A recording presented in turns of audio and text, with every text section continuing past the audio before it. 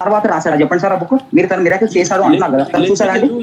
Let me tell you, he was a contemporary to the Jesus time. Josephus Flavius contemporary to the Jesus time. అతను యేసుక్రీస్తు నివసించిన కాలంలోనే అదే సమయంలో ఉన్నాడు.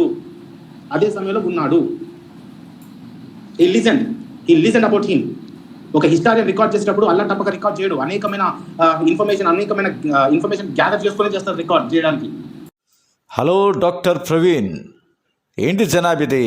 ఏంటి జీసస్ క్రైస్ట్, జోసిఫస్ ఫ్లేవియస్ ఒకే టైం లైన్ వల్ల దేవర్ కాంటెంపరీ టు ఈచ్ అదరా? అవునా? మరి ఏంటి సార్ గూగుల్ ఎలా చెప్తుంది దే ఆర్ డికేడ్స్ అపార్ట్ అని? జీసస్ క్రైస్ట్ ఎర్లీ 30s అయితే ఈ జూయిష్ హిస్టోరియన్ ఫ్లేవియస్ జోసిఫస్ 37 CEలో పుట్టాడని చెప్తుంది మరి గూగుల్. ఇంతకాలం తమరు గూగుల్ చేసి మ్యాటర్ ఎక్స్ట్రాక్ట్ చేసి అది నీ సొంత ప్రజెంటేషన్ అన్నట్టు ఊదరగొట్టేవాడివి కదా.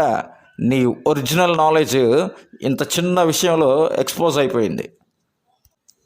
కళ్ళు నెత్తికెక్కి బైబిల్ సొసైటీ ఆఫ్ ఇండియాకి బైబిల్ తెలియదని, వాళ్ళకి అసలు జూయిష్ హిస్టరీయే తెలియదని మాట్లాడితే ఇలాగే అవుతుంది మరి చివరికి. ఏమంటారు మై డియర్ వ్యూయర్స్? కామెంట్ చేయండి. ఉంటానండి. We will meet again.